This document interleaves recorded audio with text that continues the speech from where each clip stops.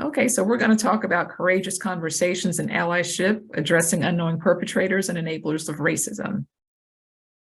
So first of all, what is allyship? And Sarah gave me the most up-to-date definition of this, which I incorporated in our talk.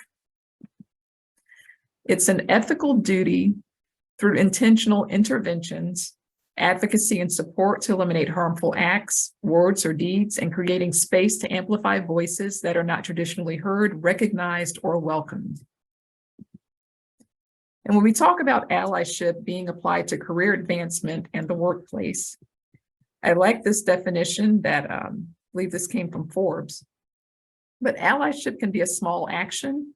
You don't have to make a big grand gesture to be an ally. Anyone can be an ally and leverage their place of privilege. An ally can serve as a mentor or a voice for someone who doesn't have a voice. An ally can also enhance the culture of inclusion by engaging with their marginalized colleagues and providing support in their daily lived experiences.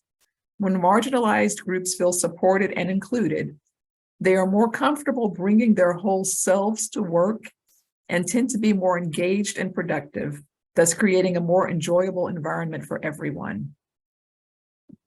And I like this quote because allyship, especially say within the last 2 years, has become sort of trendy, but we want people to know that allyship is a verb. It's not a noun, it's an action, not an identity. So if we're gonna say that we're allies, or if someone is saying that they are an ally, they can't just talk the talk, they have to walk the walk. It goes hand in hand. So why is allyship needed?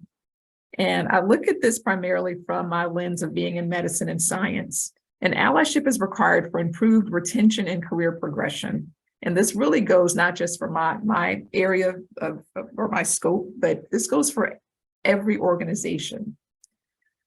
And that diverse and inclusive workplaces can be both difficult to find and hard to create. But if you care about making your own workplace truly inclusive, as an ally, you have the ability to affect real change. So let's talk about what allyship in the workplace looks like and the 3 professional allies that everyone needs. They're mentors, sponsors, and coaches. And we refer to these categories of individuals as relational upstanders. So these are individuals that you will have a professional relationship. The contents of the relationship will differ, but they are professional engagements. Now, mentors, sponsors, and coaches, I think we're seeing them become more, more commonplace with women, with minorities, but these are categories that have been intrinsic to the progression of white males, primarily. And when it comes to minorities and women and their workplace environments, we have had to be intentional to ensure that we could establish these relationships and to ensure that we had equal access to these career advancing positions. So it's no surprise when we look at this list of the problems that minorities face in the workplace. Of course, there is bias, there is prejudice, and the consequences of the engagements that are predicated on these actions of bias and prejudice. They lead to a feeling of a lack of confidence, a sense of isolation, and disparate cultural expectations, because there are cultural norms within the majority setting that if you are a minority, you don't quite follow them until maybe you've been in that setting for a while, but at that point you're playing catch up.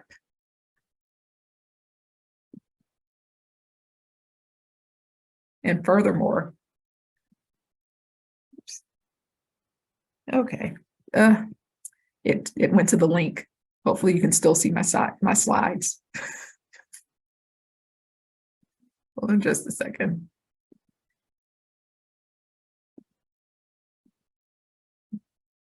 I apologize for that, but I believe in showing references, and unfortunately that was what happened. It clicked on the link. Okay. So other problems that minorities face in the workplace. None of this list is going to be surprising. The biases that minority face are linked to societal stereotypes. One of the things that we see is that Black employees will feel that they need to prove themselves by working longer hours because they don't want to get trapped in what's called that poor work ethic stereotype. But unfortunately, it has the propensity to backfire because it can be inferred that these strategies of the longer working hours, it can be assumed that the worker lacks the intellectual preparation needed for a high-performing job, as opposed to the individual trying to overcome that stereotype of not having a sound or strong work ethic. And we've also seen that minorities have been given the less glamorous positions within organizations. And not to say that these aren't areas that are needed, but they are generally the lower profile positions, such as office housework or basic administrative tasks. And the way that this affects the advancement of minorities is that these assignments are not linked to results or will result in promotion. While they are important to the organizational operations, they don't directly contribute to the revenue, and they don't directly contribute to visibility or advancement within the organization. And one thing that I really want to point out is it can be difficult to find a mentor to guide minority employees in an organization, because we know that like generally attracts like. And if you're the minority in the majority organization, it can be a challenge, not impossible, but it can be a challenge to have that person just have an affinity to want to bring you under their wing. And I like this definition of allyship when we look at it in the context of mentors, sponsors, and coaches. We think about these relational upstanders. This is a relationship that involves a lifelong process of building relationships based on trust, consistency, and accountability with marginalized individuals and or groups of people. So again, going back to that earlier quote, allyship is a verb. It's not a noun. It is an action. So let's just go over what a mentor is. I know most of us have a pretty good idea of what a mentor is, but let's just review this in the context of mentors being allies. A mentor who serves as an ally, they are going to be effective at building their mentees' self-confidence. They're going to be the one to remind them that they have the competencies and the skill sets to be here, to do the work. They're going to help them overcome or battle that imposter syndrome. A good mentor who's an ally is going to be unbiased and will be supportive and will offer acceptance and respect. And they generally can serve as a role model and can display what has been or can be accomplished. And we see that they're really effective when it comes to showing work-life balance as well. And having a mentor can be an informal or formal engagement, but either way, an effective one as an ally will help you navigate your career and provide guidance for career choices and decisions and actions.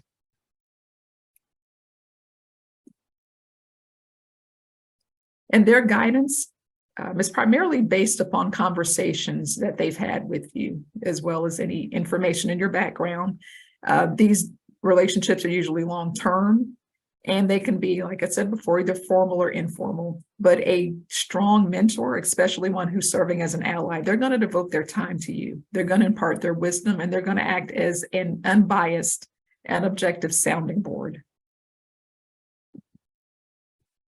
And what we've seen is that mentored employees, regardless of gender or race, they gain higher salaries and more upward mobility after a few years, because they have that individual who's already gone through that path that can help that mentee not reinvent the wheel. They can help them avoid those roadblocks. And there are subjective advantages such as higher career commitment, more job satisfaction, and lower work-family stress. And employees who are mentored, there are organizational benefits as well. There's lower turnover, there's more satisfaction, as well as committed employees, and a quicker integration of a new employee into the organization. And that mentor, especially when we have a mentor who is serving as an ally, they can best explain to that mentee the unwritten rules and values of that organization, that organizational culture. So when we talk about a mentor who's serving as an ally, this is someone who will uplift their mentee. They're providing personalized feedback, serving as a sounding board, and providing career coaching. So an example of how this would look is someone who is going to sit down with the colleague before a high stakes conversation. They'll listen to them practice. They'll give them recommendations. They'll engage in role playing. And especially that mentor who knows the tricks of the trade, who's been in that organization and that culture, they can be extremely effective when it comes to sharing and preparing a minority who's in that organization, who's fairly new to the organization, especially for preparation of maybe negotiation or just a high stakes meeting. And a good mentor who serves as an ally is going to be honest with you and is going to help realize where specific interventions are necessary. And I like this example that was given by this individual called participant number 46. And this is a mentor-mentee relationship regarding someone who is working as a researcher. So you have the senior researcher and then the junior researcher. And the person who's being mentored is a female. Now the race of the individual has not been specified, but this goes for anyone who is marginalized within a particular field. And this person says, look, there are a bunch of old white dudes that are in charge, and you are going to hit some roadblocks when you encounter some of these men, but I'm going to make you the best scientist you can be, so your science leads the way. I also talk to them about having a strong network. And this is what he's saying about his mentee, about having a strong network, and let them know that I'm always here if they need to talk about discrimination or any other hurdles they might face. So what we see here is a strong ally, someone who clearly is not fearful of being honest and standing up for their mentee. So we talk about sponsors, and a lot of times we hear mentor and sponsor being used interchangeably, but there are some differences. So a sponsor is someone who holds a senior level position, and that's relatively speaking. So senior level to, say, me, for example. And this individual, they believe in you. They have established a relationship with you, and they know what your competencies are, and they trust you and know that you are someone, or at least from their perspective, someone of integrity, and they put their neck out to support you. The way that they differ from a mentor is that this isn't always a long-term relationship. They will make connections with others in influential roles and use their network in order to immediately propel you to the top. So a sponsor as an ally will promote your visibility as their protege, and they'll do it rapidly. So this isn't a relationship that generally occurs over time. They've had an extensive amount of time to watch you, whereas the mentor has had an extensive amount of time to observe you. So the sponsor is that person who advocates for you when you are not in the room. And there are three major attributes of sponsors. They believe in your potential and are prepared to take a bet on you. So they're putting their reputation on the line to see you move up. They have a voice at the table, and they're going to be your champion. And they also have so much faith in your abilities that they will provide you the cover or the latitude that you need to take risks that are necessary for you to move up, to be elevated. So they're going to give their time, their voice, their influence, and their resources to promote you. And remember, when we think about allyship, we're looking at an individual who uses their area or seat of privilege or entitlement in order to see someone else move up. So this individual within this context is someone whose entitlement or privilege they're using in order to see minorities or other marginalized individuals move up to help them advance quickly.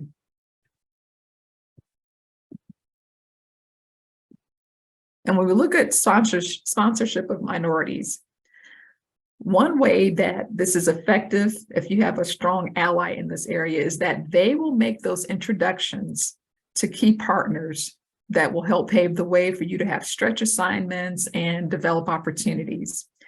And a strong sponsor who's serving as an ally will help to amplify a member of a marginalized group and create visibility for that individual. So how should this look? So an example is knowing someone who's in a different part of a company who could benefit from someone on your team's expertise. So if you are a sponsor or someone who's a sponsor serving as an ally, you would make that connection.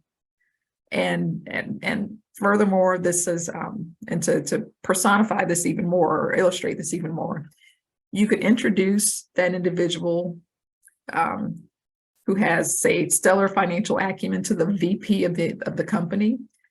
And if you were not that stand-in, the person who's being sponsored probably would not have that opportunity on their own to make that connection.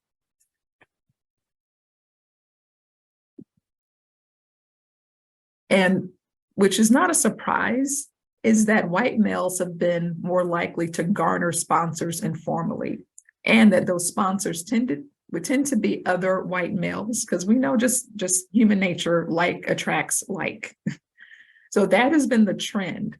But when we have intentional sponsorship, where we have someone who is actively engaging as an ally serving as a sponsor, they're going to be intentional about seeking those marginalized individuals who have those competencies and those skill sets that haven't always been noticed or recognized in order to see them advance. And it's been shown that all who have a strong sponsor have the confidence and the comfort to ask for higher pay and satisfactory advancement. And what we're seeing is that corporate America has taken note of this, and they've put initiatives in place because they don't want to lose talented minorities and women. So they have created sponsorship programs where those at the top are expected to nominate a minority or a woman who is who's on the fast track, who's a superstar, yet they're sort of slipping under the radar. So that's one of their jobs, to ensure that those individuals are recognized and advanced. So quickly, sponsors versus mentors, what's the difference? Sponsors act, mentors advise. So quickly, sponsors, they make connections, they make quick advancements, they support risk-taking, they publicly endorse, and they expect high performance in return. And a strong sponsor who's acting as an ally, they help proteges confront and interrupt bias. Mentors advise. They reduce isolation and stress. They help navigate, they help build confidence, they provide tips and strategies, and they promote inclusion within a company. And it's been shown that professionals with a mentor and a sponsor earn twice as many promotions on average compared to professionals who had neither. So let's talk about coaches.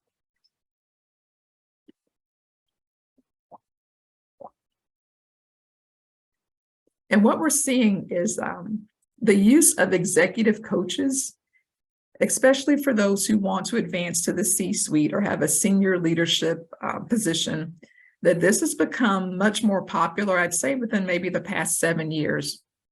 And a coach differs from the mentors or the sponsors in that they're going to engage within a defined period of time, and they're going to focus on developing a set of skills. So you and the coach will work together to identify opportunities for improvement and growth. Goals are set. And the good thing about a coach is that they're going to help you develop a greater sense of self-awareness and strategies for targeted and meaningful improvement. Coaches are paid very well. So you've probably also noticed the number of people that are becoming certified coaches. That is like skyrocketed, I'd say, within the past 3 to 5 years. And traditionally, when someone was assigned a coach, it was because there was, let's say, some behavioral issues that needed to have been curbed.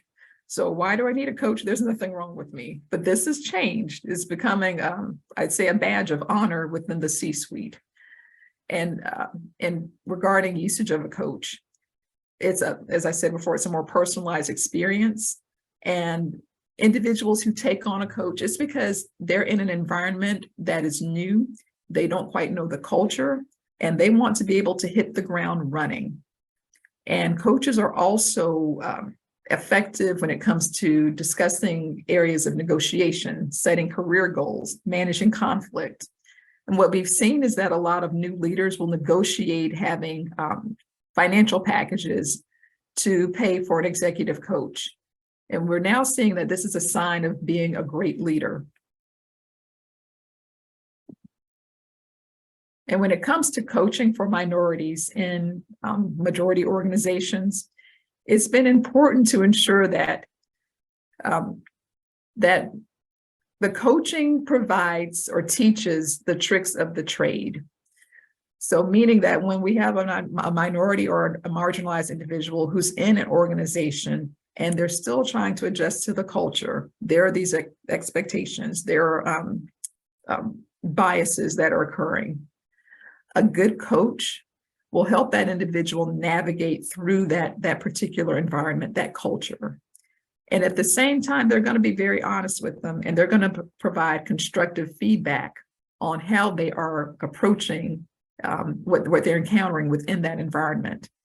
And it's also shown that companies find that after recruiting and hiring minority employees, it's been hard to move them up in the ranks. And that doesn't mean that they don't have the competencies or the skill sets. But remember, we're looking at the tricks of the trade, knowing how to play the game, knowing how to navigate through those environments and those cultures. And John Rice, he's an African-American man, and he's the founder of a nonprofit organization called Management Leadership for Tomorrow.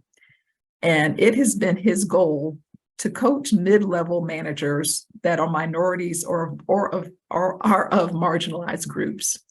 And what he states here is, if you are a non-minority manager, you are going to be able to turn to your left, turn to your right, look forward, look back, and choose out of several people who can give you that informal feedback and guidance that's so critical. To some extent, what we see and what we provide to these folks, and he's referring to the ones that he's coaching, is the ability and roadmap to play the game like everyone else is playing it. For the minority manager, what they need to understand is, how do you play the game to win? What's the bar for excellence? What does it take to get promoted? What does it take to avoid the things that could derail somebody? We're trying to prepare people to navigate their careers in a way that takes the minority issue out of it, he says.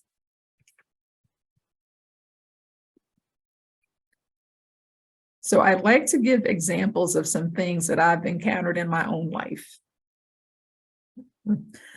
So we've talked about the various forms of allyship, and I want to focus on some things of what allyship is not.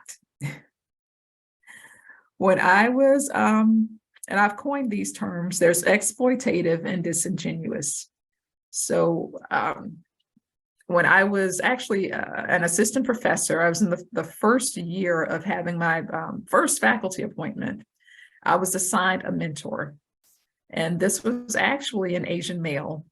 And he said, since you are a Black female, a double minority, I can put your name on any of my grants and get them funded. I can tell you first and foremost, that is not how the system works. Not at all, not even close.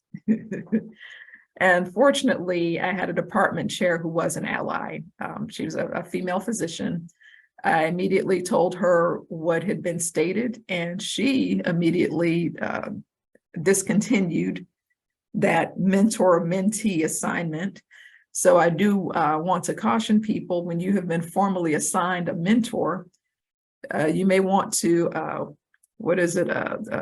what we call with trees, test the fruit, or just, don't just immediately accept that person. You want to give it a little bit more time and see if this is actually a good fit, and to determine if that mentor has your best interest at heart.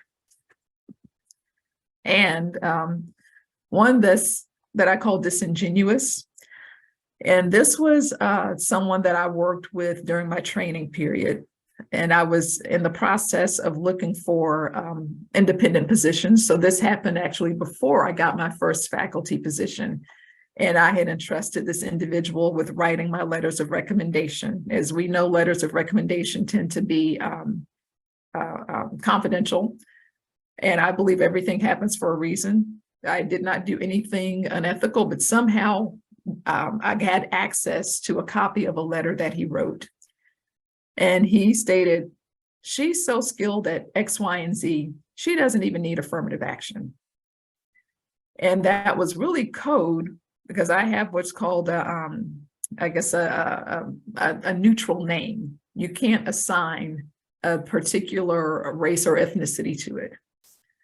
So that was code for letting his colleagues know, by the way, she's Black.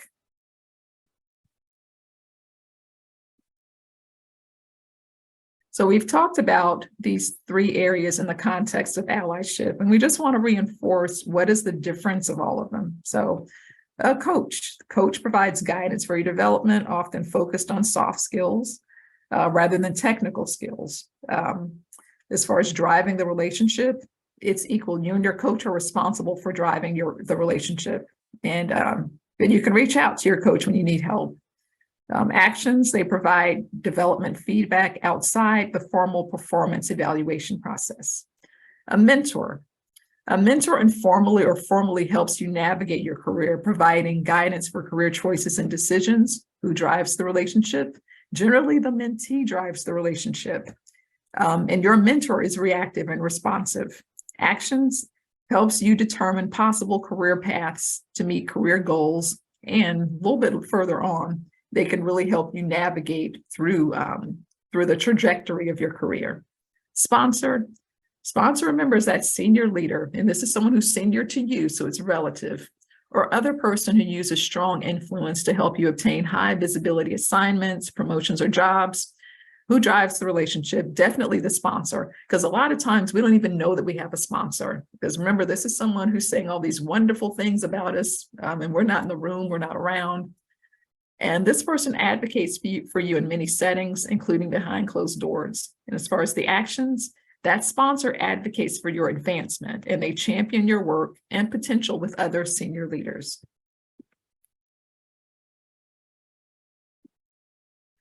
And so just to summarize what we talked about, a coach talks to you, a mentor talks with you, and a sponsor talks about you.